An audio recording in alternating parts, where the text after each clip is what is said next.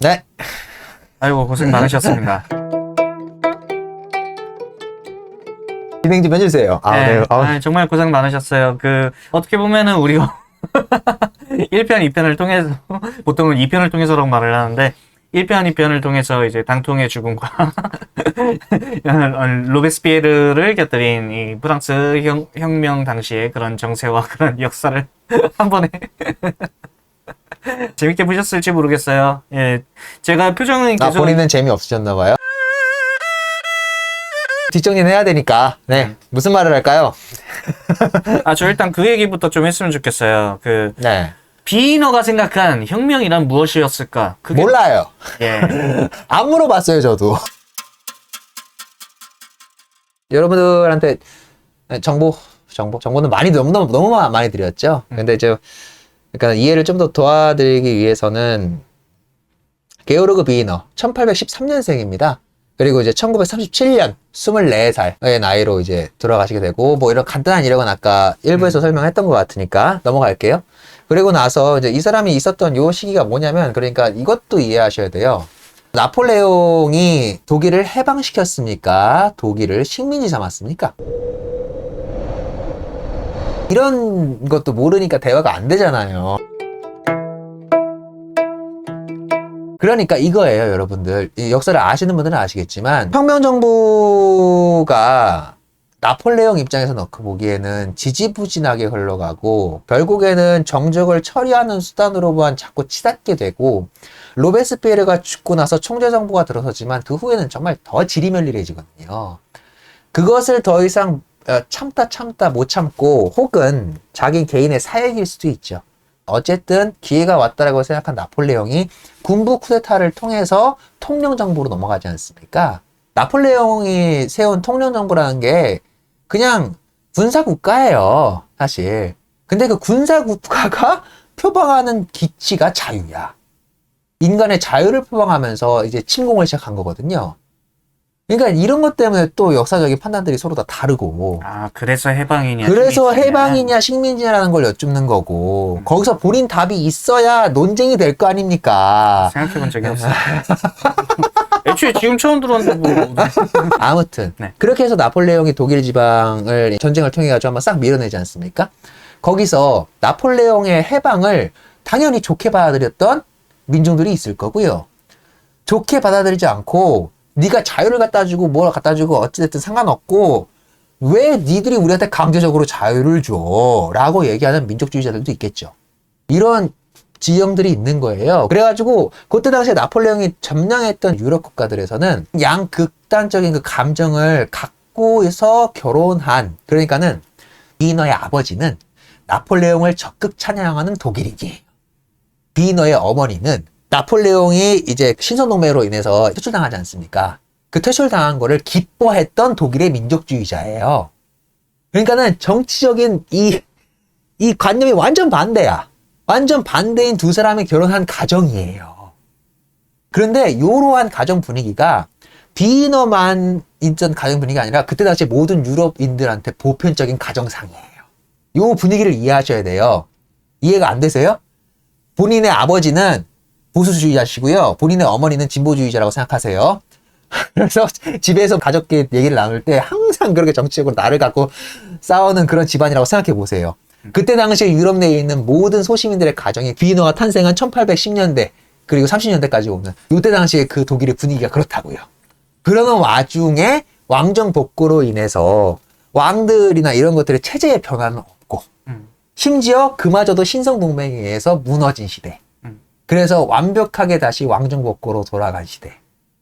그러니까 그때 당시에 지식인들, 대표적인 지식인이 괴테죠. 그래서 괴테가 그렇게 회고해요. 신성동맹에 의해서 프랑스가 왕정복고로 돌아가니까 이렇게 모든 것이 끝나버린 암울한 시대에 내가 더 이상 젊지 않음을 신에게 감사드린다. 이렇게 회고하거든요. 그러니까는 요때 당시에 사람들이 느꼈던 이 강력한 염세성, 그리고 이 강력한 이 허무함, 이거를 이해를 하셔야 돼요. 그 허무함을 있는 그대로 받아들이고, 그래서 그 안에서 이미 알잖아요. 시대가 그렇게 가야 된다는 걸 알아. 시대가 그렇게 가야 된다는 걸 아는데 시대는 자꾸 뒤로 퇴보해. 자꾸 옛날로 돌아가려고 그래. 이 강력한 허무함이 지배했던 이 영세적 세계관이 유럽 전대륙을 이 강타하고, 그래서 쇼펜하우어 튀어나오는 거예요. 바이런 튀어나오고 하이네 튀어나오고 그러는 게 다 이런 이유라고요. 강력한 영세적인 세계관이 이 유럽 대륙을 지배한 시대예요. 그런 데서 자연과학도의 길을 밟고 문학 작업까지 하셨던 사람이 비이너란 이 사실을 이해를 해두시고, 그러니 집안 내에서도 정치색이 달라. 그러니까 답도 안 나와. 해결도 안 나와요. 그래서 요때 당시에 문학 작업을 했던 사람 중에 이렇게 강력한 염세성이 드러나는 사람들이 있는데 비너를 비롯한 몇몇 되질 않습니다. 대부분 요때 당시에 여전히 이전에 있었던 낭만주의나 고전주의 이런 것들이 우세를 떨치고 있었고, 사실주의가 태어나기 이전까지는 그런 것들이 우세해요. 그러니까는 그 판도 내에서도 비너 같은 문학을 하던 사람들은 굉장히 소수였어요.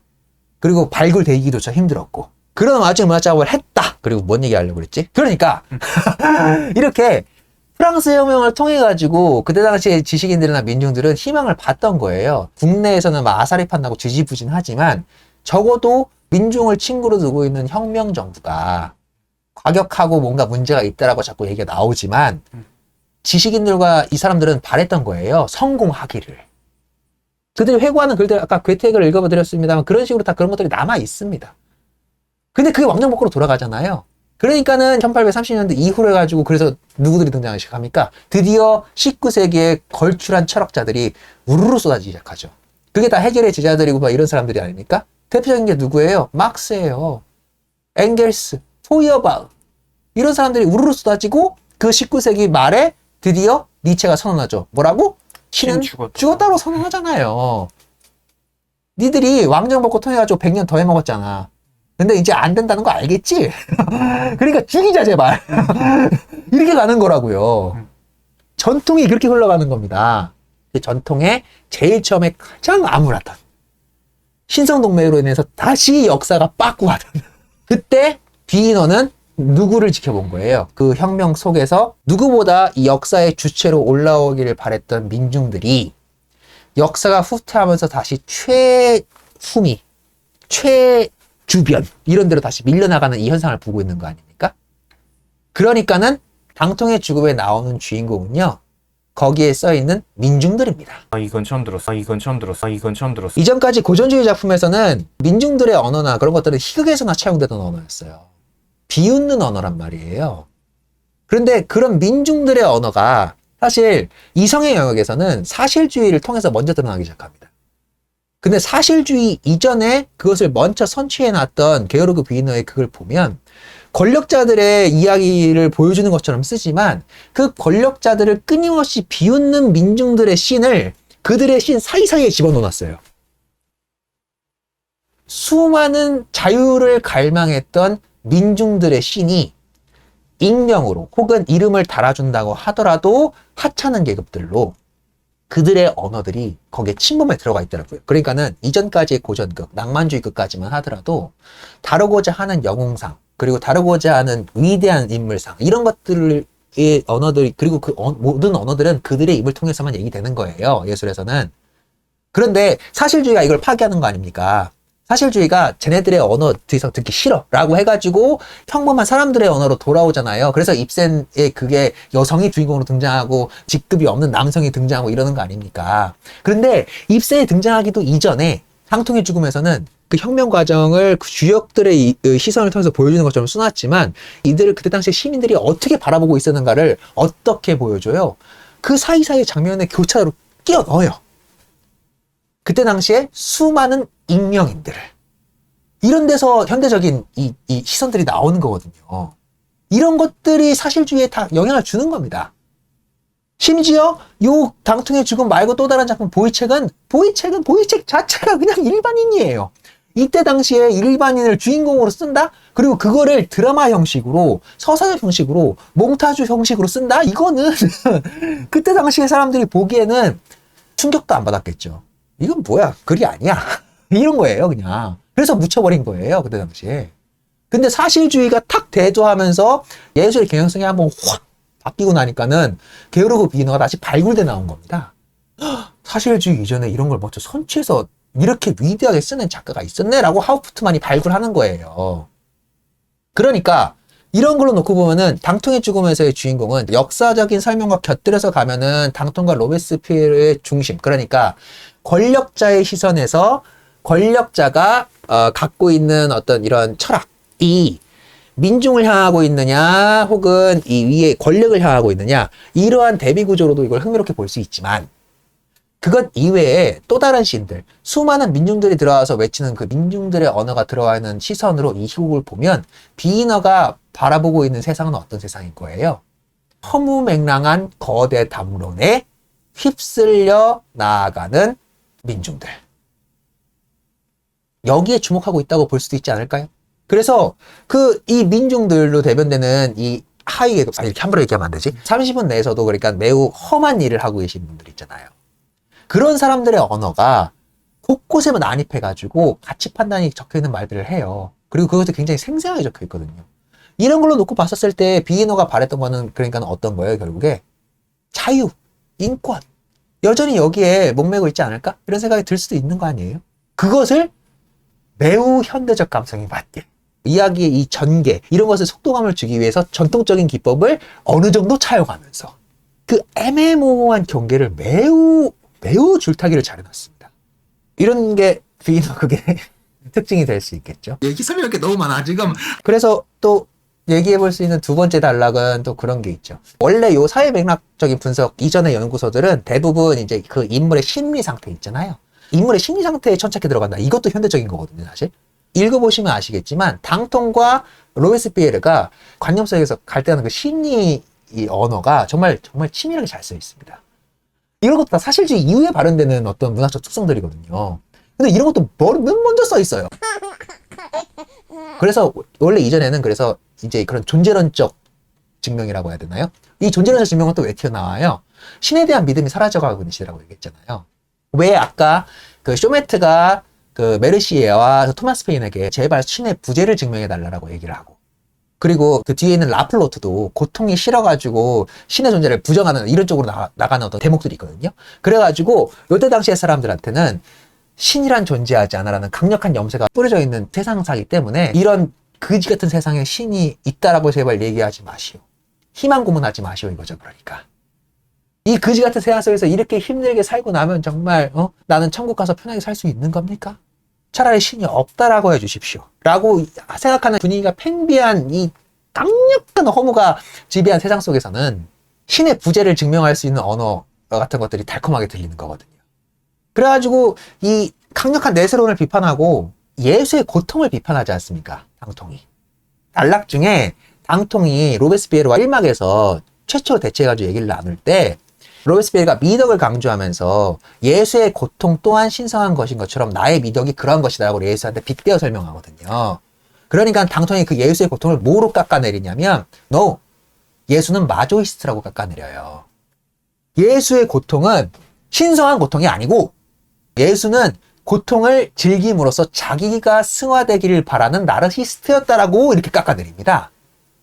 이런 논쟁이 거기에 왜 들어가 있냐면, 그러니까 이때 당시에 이 대속교리, 내세에 대한 비판과 대속교리가 사람들이 이제 의심을 갖기 시작하던 시기가 이 시기예요. 대속교리가 내세, 이것도 모르시죠? 네. 기독교회가 주장하는 바가 뭐예요? 죄 짓지 말고 살아라. 현실은 원래 힘든 거다. 네가 지금 당장 힘든다고 죄를 지어가지고 남의 걸 빼앗거나 남의 걸 취하거나 하는 것은 그건 잘못된 것이다. 너 그런 짓 하고 나면은 내세에 가서 반드시 심판받는다. 지옥 가기 싫으면 현재가 힘들어도 착하게 살아라라고 가르치는 게 기독교 교리잖아요. 그죠? 네. 그리고 그 죄 많은 고통을 인증하기 위해서 누가 왔다는 거예요? 예수가 왔잖아요. 그래서 예수가 와서 예수가 인간의 죄를 대속해서 한번 그걸 증명해주고 갔어. 증명해주고 갔기 때문에 현재의 고통을 참고 가야지 후에 이제 내세로 갔었을 때 천국이 기다리고 있다. 이게 대속교리의 논리잖아요. 여기 이 믿음에 대한 금이 시작하게 된 거란 말입니다. 정말 예수가 대속을 했어? 세상 봐라. 인류들이 무슨 잘못을 저질렀다고 이 고통 속에서 신음하고 있어야 되냐고. 정말 예수가 대속한 게 맞아? 심지어 그 내세라는 게 존재하는 게 맞아? 라고 이 믿음의 금이 가기 시작한 시대가 요 시기예요. 왜? 혁명이 계속 지지부진하고 결국에 실패하니까. 그래서 신의 부재 증명까지 하고 예수를 비판하는 맥락이 당통과 로베스피에르의 논증을 통해서도 나옵니다. 당통은 그런 식으로 논증하잖아요. 예수의 그 순환 또한 내가 생각하기에는 향락주의의 일종이다. 그러니까 당통이 볼 때 예수는 자발적으로 죽음을 자기가 선택을 했고, 그리고 그 고통을 받아들여서 그걸 정신화한 다음에 그렇게 그는 승화 과정을 스스로 거치게 됨으로써 성인이 된 것이다. 그러니까 여기서 이제 이걸 또 비겁하게 이용하죠. 그러니까 지금 내가 즐기는 향락 또한 그런 과정 중에 하나다. 이렇게 이걸 논리에 써먹잖아요, 당통이. 이런 강력한 염세관이 이 인물들을 통해서 지금 내뱉어지고 있는 겁니다. 그러니까 이 시기는 더 이상 이제 16세기에 루터가 가톨릭이 해가지고 강력한 분할을 주장하잖아요. 너희들을 통해서가 아니어도 하나님을 만날 수 있어. 이게 첫 번째 발돋움이었으면, 두 번째로는 오케이, 하나님을 그럼 직접 만날 수 있는 방법이 성경으로 말해야 됐어. 그럼 성경의 뜻대로 살아야지라고 살아봤더니, 그렇게 200년 다시 또 살아봤더니 성경대로 살았는데 고통스러운 거야. 그래서 사람들이 믿음에 금이 가기 시작하는 겁니다. 그러면은 그의 작품은 도대체 어떻게 썼길래 니놈이 그렇게 짓거리는 거야? 천대적이라고 자꾸 네가 그렇게 얘기를 하느냐. 그게 구조에 대한 연구나 이런 것들은 이미 교과서를 통해서도 알 수 있으시고 충분히 해설서들이 많기 때문에 구조에 대한 설명은 제가 굳이 하지 않을게요. 그리고 구조에 대한 뭐 서사적 뭐 특성이 엿보인다느니, 그래서 이게 아주 기가 막히게 써 있다느니 뭐 이런 주장들은 굉장히 많이 있기 때문에 그 점은 이제 또 지루하니까 넘어가고, 이 사람 작품이 왜 천재적이냐? 사실주의 얘기하면은 자연스럽게 따라붙는 가장 중요한 말이 뭐냐면 열린 결말 많이 들으시죠? 열린 결말이 뭡니까? 그러니까 완전히 뭐 매주지를 안 짓는 거죠. 그러니까 뭔가 희극이나 그런 데서 완전히 뭐 데우스 엑스 마키나나 뭐 그런 것처럼 완전히 그렇게 하는 게 아니라 이렇게 해서 작가가 답을 내리지 않으면 열린 결말이에요. 사실주의 이후의 작가들은 그리고 다 열린 결말을 씁니다. 닫힌 결말을 쓰는 작가가 없어요. 왜? 닫힌 결말을 쓰면 구리거든요.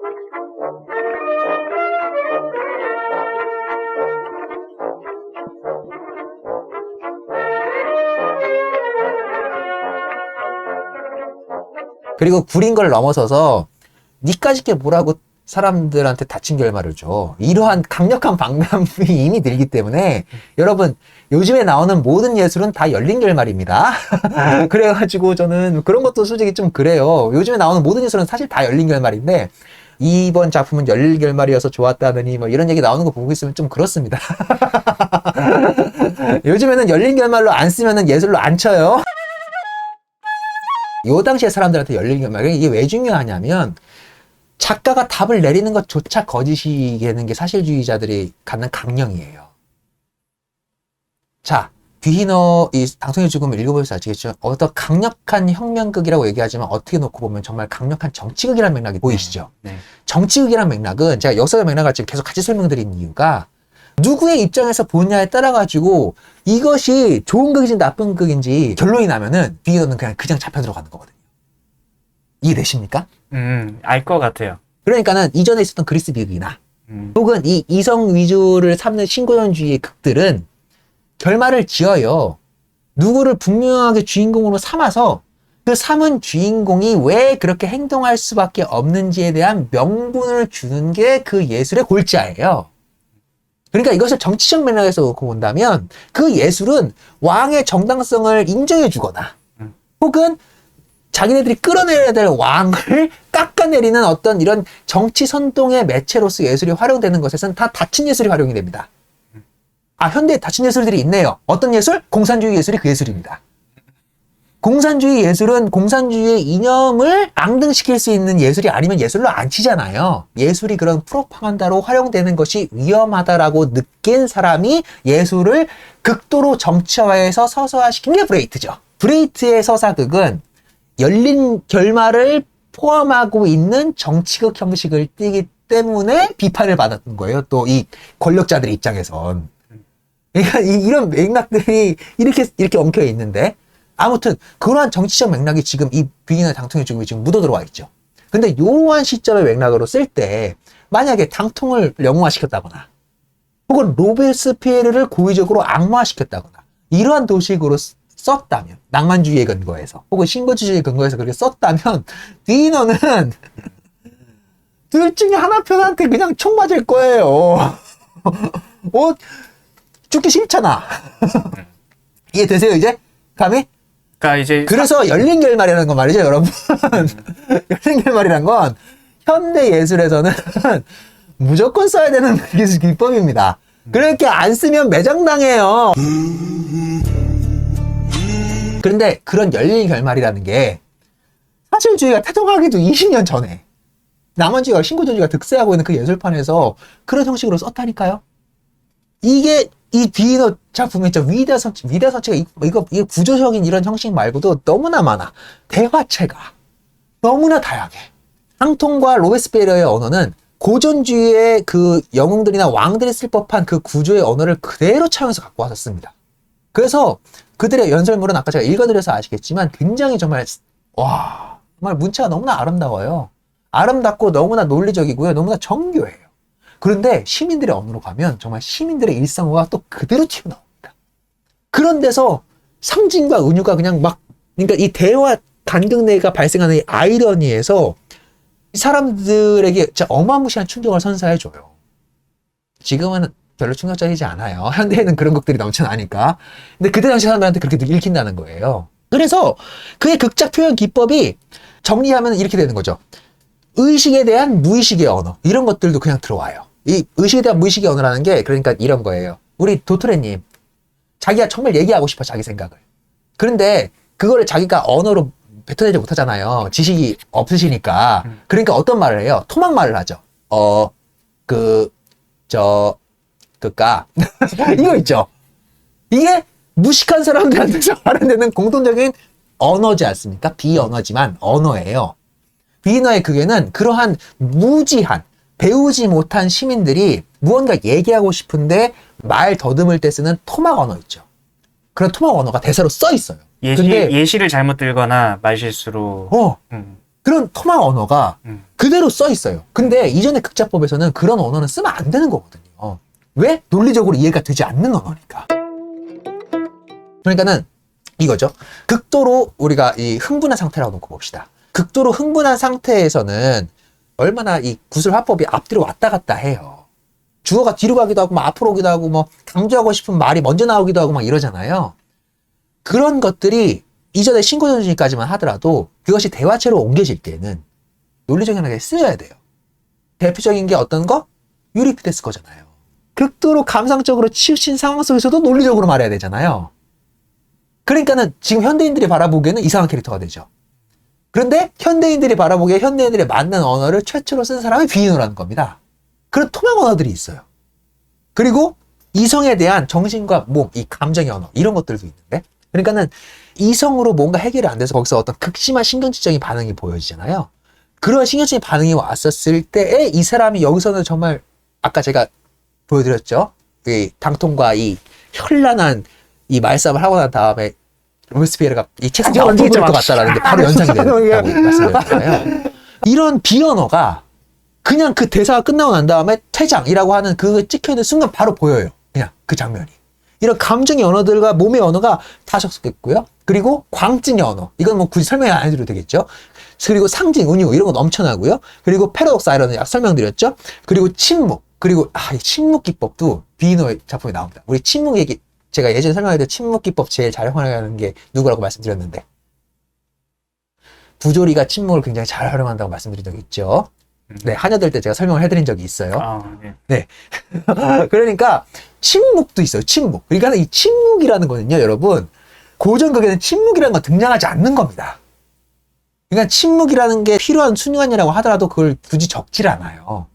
그런데 비인어의 극에는 침묵이라는 게 적혀 있어요. 이런 것도 정말 대단하죠? 그리고 공간의 언어. 자, 이전까지의 무대를 세팅한다는 건 뭐예요? 상징적이고 그 정보를 알려줄 수 있는 중요한 메시지로 작용하긴 하지만 공간이라는 것 자체가 언어를 내뱉고 있지는 않았어요. 이게 무슨 소리냐면 제가 아까 우리 이거 설명해드릴 때 말씀드렸지만 밀폐 공간에서 열린 공간으로 밀폐 공간에서 열린 공간으로 이거를 고의적으로 반복한다고 말씀드렸잖아요. 이게 자체가 이 사람이 담고 싶어하는 메시지가 있는 거죠. 그 자체로 옥죄고 풀리고 하면서 긴장감을 유발하잖아요. 공간 자체가. 그러니까 이런 게 공간 자체가 말을 한다는 거예요. 공간의 개념이 들어가기 시작하는 거거든요. 그러니까 공간이 말을 한다라고 얘기하는 이런 맥락들이 이 극 언어에서는 원래 이전까지는 그냥 상징기호였어요. 왕궁 앞, 어디 터, 뭐 이런 식으로 해서 이런 데선 이런 일이 일어났습니다 라는 어떤 그냥 상징기호, 공간의 상징기호만 갖고 있었는데 뷰이너의 극에는 공간 자체가 말을 해요. 갇힌 공간이야. 갇힌 공간이기 때문에 인물들의 심리 상태가 어떨 거야 라는 게 그냥 보여요. 왜? 닫힌 공간, 열린 공간을 고의적으로 변주해서 몽타주로 빠바바바박 배치해놨기 때문에. 그러니까는 공간 자체가 말을 해요.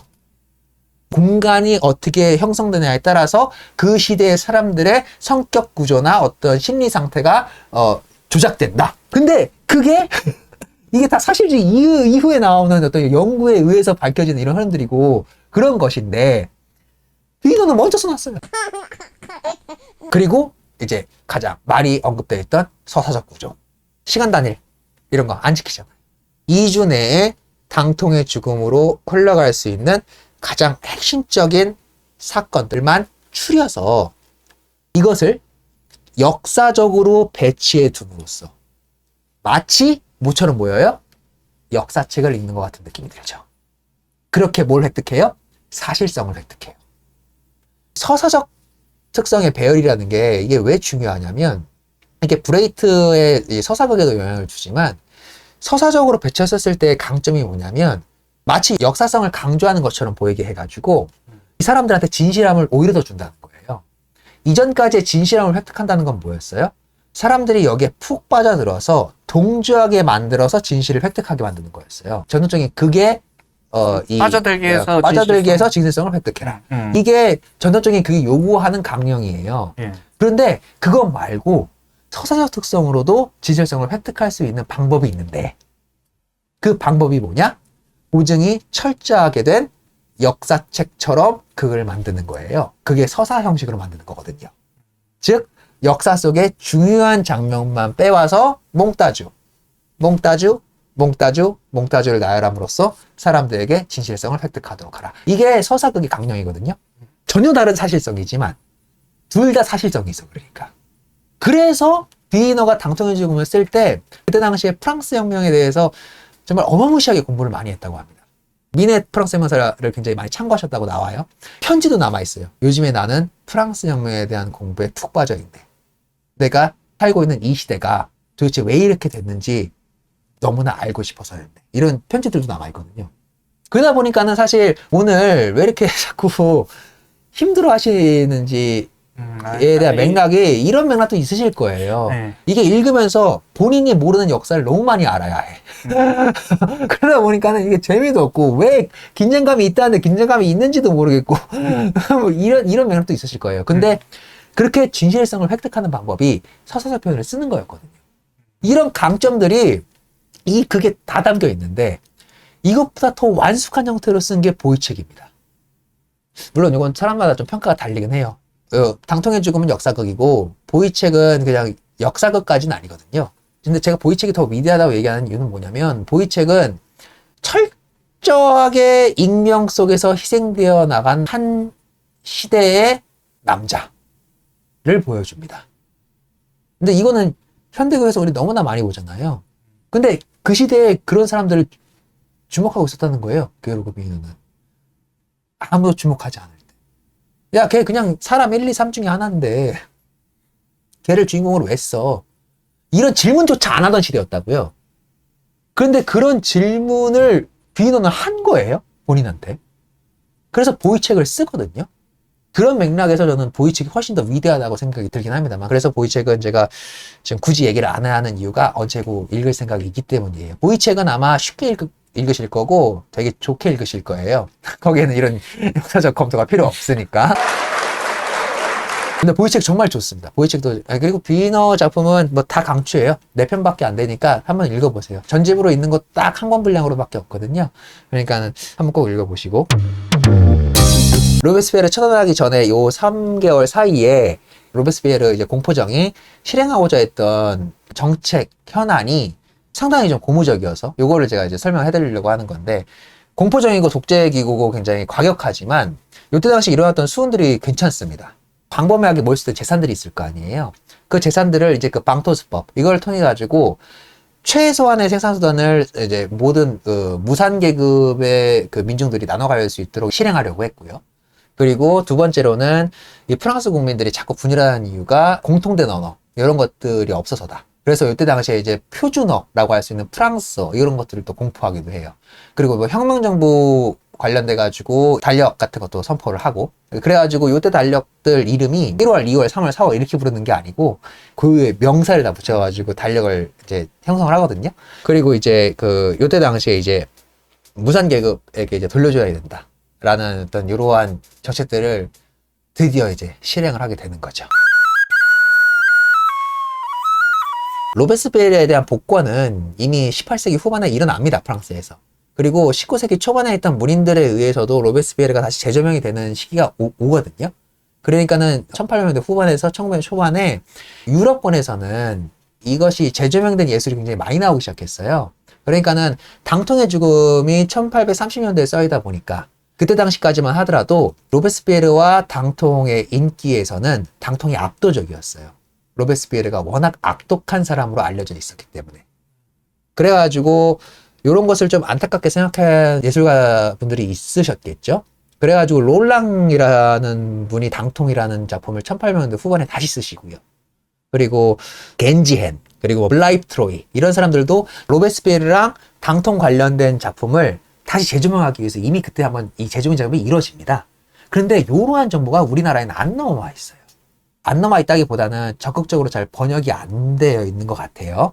그래가지고 그런 정보를 소개시켜드리고 싶어서 꼭 이 얘기를 덧붙여드렸던 거고, 심지어 1900년대 초반에 톨스토이도 요 당통의 죽음에 관련해가지고 로베스피에르를 다시 한번 긍정적으로 평가하는 글을 내놓기도 했습니다. 그러니까 제가 지금 하는 말이 뭐 아주 정치적인 맥락을 가진 그런 말이 아니라 이미 그렇게 재평가가 그 유럽권에서는 이미 한번 다 이루어진 후다. 요것을 제가 꼭 말씀드리고 싶었고, 그러면 왜 반전이 일어나는가? 뭐 아까도 계속 반복해서 설명해 드렸습니다만, 이제 비이너는 1835년에 극장작을 했으니까 그 이전까지 있었던 프랑스 혁명사에 관련된 자료만 참고할 수밖에 없었고, 그러다 보니까는 이제 뭐 미네의 프랑스 혁명사라든가 뭐 티에르의 프랑스 혁명사 요런 자료만 참고할 수밖에 없었으니 그것에 근거해서 이런 작품을 쓴 것이고, 그러다 보니까는 당연히 당통의 죽음 자체로 프랑스 혁명이 이미 기울어가고 있었다는 판단을 그 시기에는 내리셨던 게 아니었을까 라는 생각을 좀 하는 거예요, 저는. 그런데 이제 그 후에 아까 말씀드렸듯이 뭐 당통의 비리라던가 이런 것들이 다 사실이었다던가 이런 것들이 하면서 역사 재평가가 이루어지면서 18세기 후반에 새로운 작가들은 이 당통과 로베스피에르를 다시 평가하는 예술 작품을 써내기 시작했다. 이 얘기를 꼭 드리고 싶었습니다. 그래서 비이너가 역사적인 어떤 사실성을 획득하는 것에 대해서 남긴 그 말이 있어요. 편집말인데, 비이너가 역사적 사실과 배치되는 인물들을 창작한 것에 대해서 다음과 같이 얘기를 하거든요. 그러니까 이건 무슨 소리냐면, 비이너한테 이제 질문을 당연히 했어요. 그러니까 저희들이 갖고 있는 이런 의미에 대해서. 왜냐면 제가 말씀드렸지만 여기서 비이너가 실제 인물을 갖다가 역사극을 썼지만 지금의 입장에서 놓고 보면 비틀린 지점도 있고, 그때 당시 입장에 있는 사람들 사이에서도 비틀린 지점이 있다고 생각하는 사람들이 있었겠죠. 그러니까 질문을 했을 거 아니에요. 대표적으로 왜 줄리라는 애를 저렇게 써놨고, 줄리는 심지어 음독자살 하지도 않거든요. 역사적인 사실상에서는. 그 여성상들을 왜 그렇게 영웅적이고 낭만적인 여성상들로 만들어뒀느냐, 이렇게 역사적인 변형을 왜 취했느냐라는 이런 공격들을 받았나 봐요.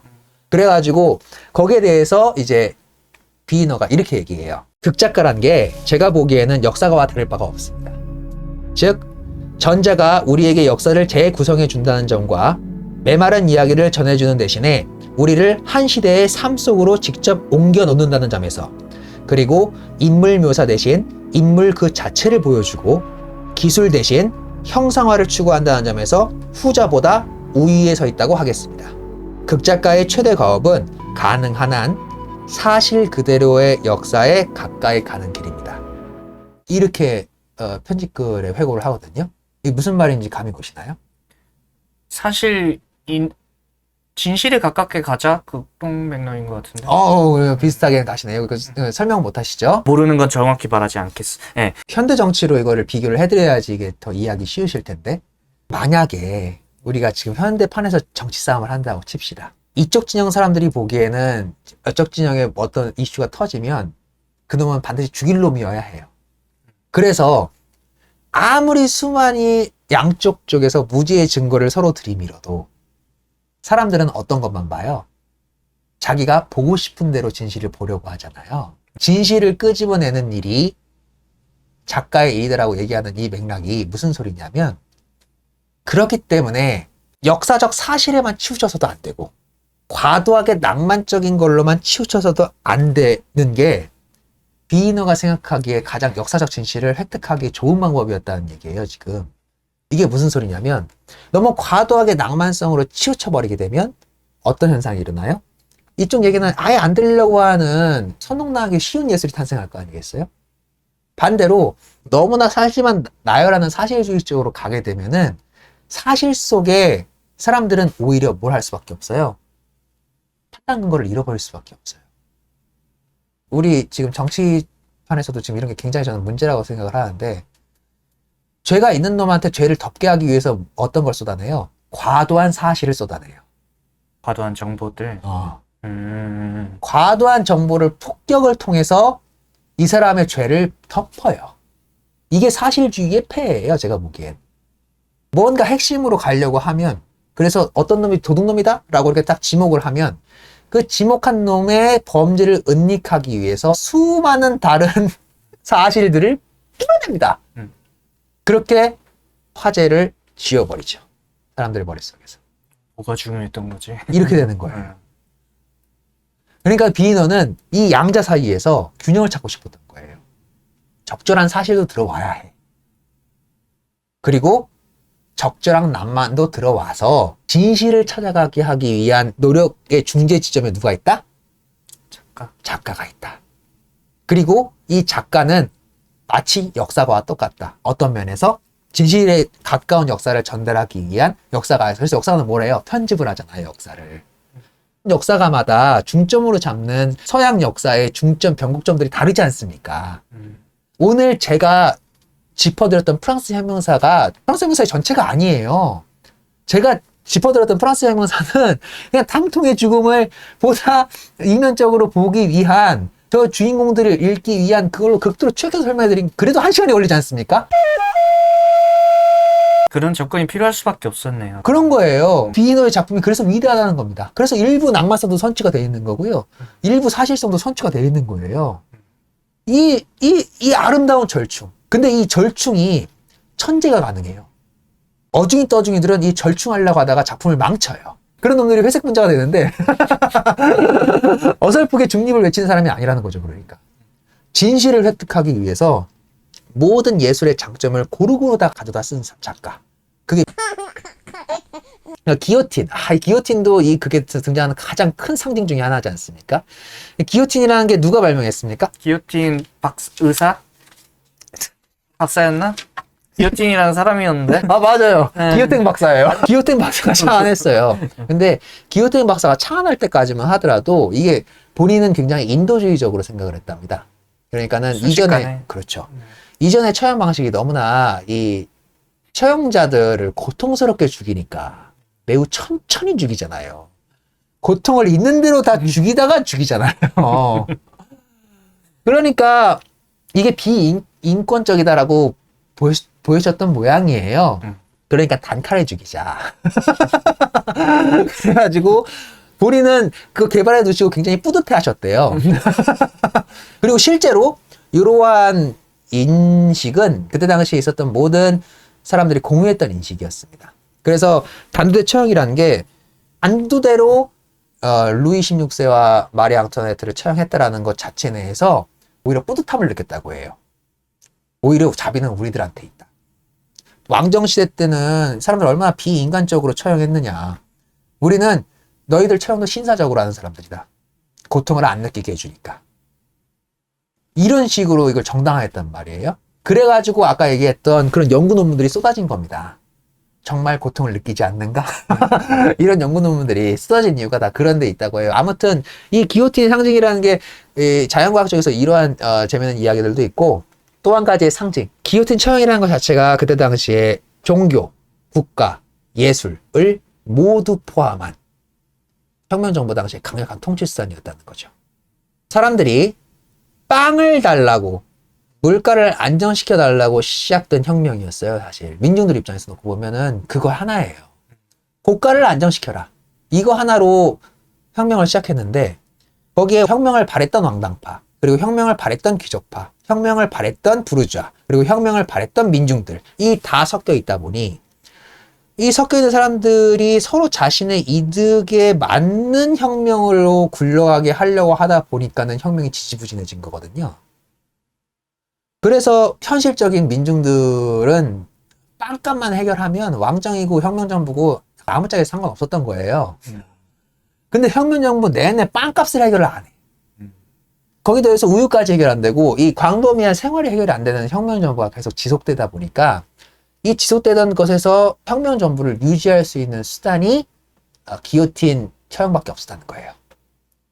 그러니까 그것도 자료로 남아 있어요. 이게 그 해결의 정신현상학인가? 그 책에 목격자 증언으로 남아 있는데, 배고픈 아이가 울음을 굳히게 할 방법이 처형 장면을 보여주는 방법밖에 없었대요. 그 당시에.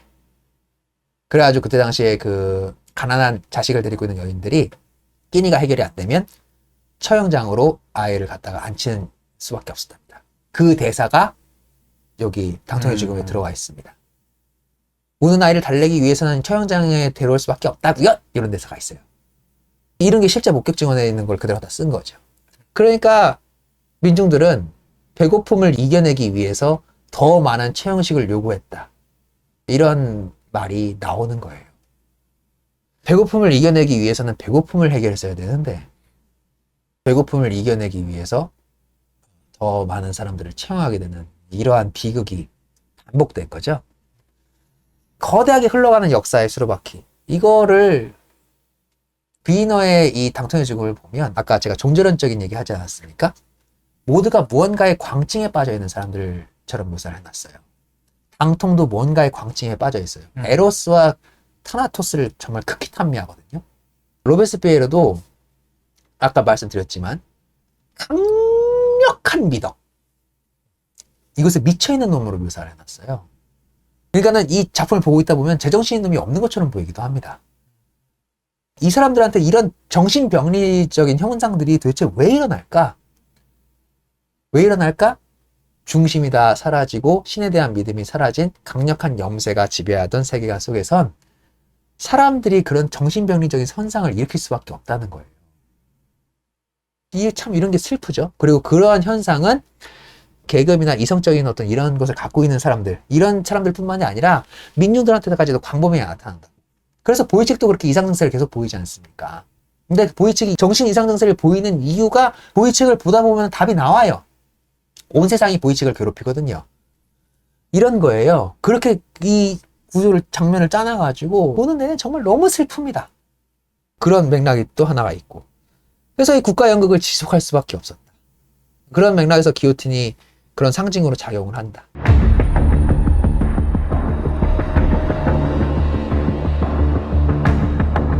이 얘기를 하면서 자연스럽게 그런 얘기도 할 수 있겠죠. 현대에도 현대인들을 몰아세우는 이 사회 구조, 이거 그러니까는 요새 그런 드라마가 넘쳐나지 않습니까?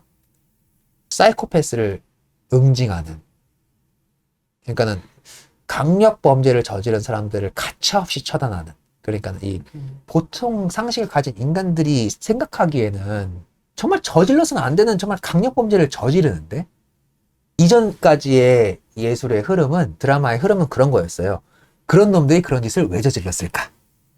여기에 집중이 돼 있었던 것 같아요. 근데 요즘에 나오는 드라마들의 흐름을 보면 그런 짓을 그놈들이 왜 저지르는지에 대한 관심이 없고 그런 놈들을 처단했으면 좋겠어 라는 쪽으로 지금 이 각도가 옮겨와 있죠. 이런 현상이 왜 일어날까요? 그만큼 지금 사람들이 그런 걸 바라고 있다는 얘기 아닐까요? 그렇죠.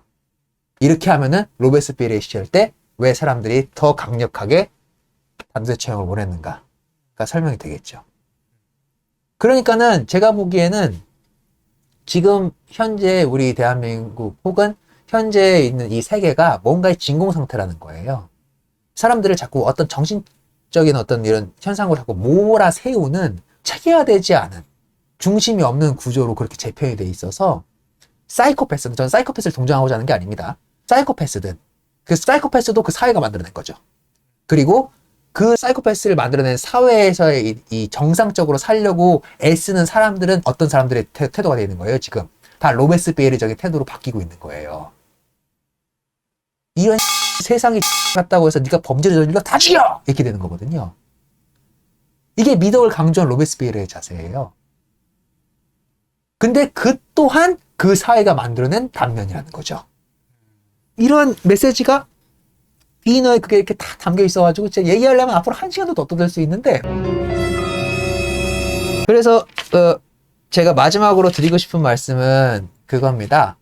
방통과 로베스피에르를 중점으로 놓고 봐도 되고, 그걸 주인공으로 놓고 보면은 이제 다른 장면들이 안 보였기 때문에 군중이 주인공이라는 이 시점을 못 잡아내지 않았습니까? 근데 저는 이 군주가 민중의 언어가 비로소 이 등장을 하기 시작하고, 그리고 그 사람들의 언어가 어떤 주인공의 언어로 이렇게 등장을 하게 되는 이러한 현상이 굉장히, 그래서 이 사람에게 어떤 이 따뜻함 같은 게 느껴지거든요. 이 작가가 세상을 바라보는 따뜻함 같은 게.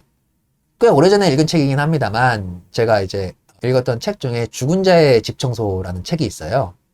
김완이라는 작가가 쓴 책인데, 죽은 자의 집 청소라는 그 책이 뭐냐면, 원래 김완 작가가 시인이셨나 봐요. 시인 생활을 하시다가 거기다 솔직하게 써놓으셨습니다. 시인 생활을 하시다가 이제 생활이 안 되시니까 고소득 일자리를 이제 찾고 계셨던 중에 시체가 있는 방을 청소하는, 그러니까 이게 굉장히 기피 업종이잖아요. 근데 그게 그러니까 고소득이다 보니까 그 일을 시작하시고 나서 쓴 일종의 수필집이에요. 그걸 읽다 보면 몇몇 가지 에피소드가 나와 있는데, 제가 지금 기억나는 에피소드가 그게 있습니다. 이 김한 작가가 청소를 하러 이제 들어가면 정말 시체만 딱 처리돼 있고 이전에 그 사람이 생활한 모든 것들이 그대로 남아 있어서 이 사람에 대한 스토리를 쓰게 된다는 거예요. 본인은 시인이다 보니까 그 청소하는 사람한테는 그 정도만 알려준대요. 뭐 이름까지도 안 알려주고 그냥 성별 그리고 연령대 이 정도만 알려준대요. 근데 이제 자기가 이번에 청소하러 들어간 집은 20대 후반의 여성인 집을 청소하러 들어갔대요. 18평대 이제 임대 아파트 그런 거였는데, 들어가는 순간 누가 청소를 미리 해놨다는 느낌이 들 정도로 너무나 깨끗하더래요. 너무나 깨끗하고 현관문 옆에는 이제 그 재활용 쓰레기통들이 조그맣게 놓여져 있고, 딱 들어가는데 정말 집기도구가 아무것도 없더래요. 그래서 나 이전에 뭐 청소업체가 왔다 갔나? 라는 생각이 들더래요. 그래가지고 싹 둘러봤는데 들어가자마자 거실 쪽에 정말 TV도 없고 뭐 아무것도 없대요. 진짜 아무것도 없고 정말 이 가구 같은 거는 기본 세팅만 있고, 거실에 1인용 텐트 하나가 탁 쳐져 있더라는 거예요. 그리고 그 1인용 텐트를 이제 열어봤더니 그 안에는 이제 작은 책가방 하나, 그리고 필기도구 몇 개, 그리고 그 옆에는 이제 이력서가 한 장 놓여 있었는데, 그 이력서에는 이제 한 줄이 적혀 있는데, 이건 공개된 내용이니까 20살부터 이제 28까지인가 27까지 이제 어떤 대기업의 이제 공장 일로 8년 정도 일을 하시고, 그 다음에 이제 이력서에 그 한 줄 적혀 있으니까 그 일만 평생 하신 거겠죠? 그거 한 장만 턱 놓여 있더래요. 이걸 하다 보면은 이제 보통 이 고독사라고 얘기하죠, 우리는 흔히. 이렇게 고독사한 현장은 이 사람이 뭘로 고독사를 하셨는지 그 증거를 찾을 수 있기 마련인데, 그것만 있고 이 사람이 뭘로 죽었는지가 하나도 안 보이더라는 거예요. 그래가지고 이게 뭐야? 어쨌든 자기 입장에서는 또 그런 순간적인 속물적인 생각이 들었대요. 청소할 거 많이 없으니까는 오늘은 쉽게 끝날 수 있겠다라고 하면서 텐트랑 그 몇몇 가지만 딱 이제 쓰레기통에다 집어넣고 이제 나오려고 딱 보는데, 현관문 앞에 이 분리수거 통들이 있었잖아요. 분리수거 통에 부탄가스와 고무 패킹과 봉지가 분리수거돼서 담겨 있더라는 거예요. 그러니까 이 여인은 자기가 죽는 순간까지 누군가한테 폐를 끼치고 싶지 않아서 분리수거를 하고 죽었다는 거거든요. 사실 고독사를 하는 사람들은 모든 것들이 다 망가진 마당에 고독사를 선택을 하는 걸 텐데. 물론, 그리고 고독사의 이유는 뭐 수만 가지가 있겠습니다만. 아니, 자기가 자기의 이 존엄한 생명을 버리는 그 순간까지 발휘되는 이 어마무시한 도덕심은 뭐지? 라는 생각이 들죠. 그런데 비이너의 그걸 보고 있다 보면 그 이 익명의 이 수많은 익명의 사람들이 이 처절하게 부르짖는 이 언어가 이런 상상력과 이런 것을 자극할 수 있게끔 너무나 잘 쓰여져 있습니다. 아무튼 제가 이 얘기를 지금 드리는 이유가 비이너의 극이 다 이런 구조로 쓰여져 있다는 겁니다. 굉장히 압축적이고 함축적이고 짧은 단락으로 쓰여져 있지만 이런 상상력을 자극해요. 도대체 왜? 이런 생각을 자극하게 한단 말이에요.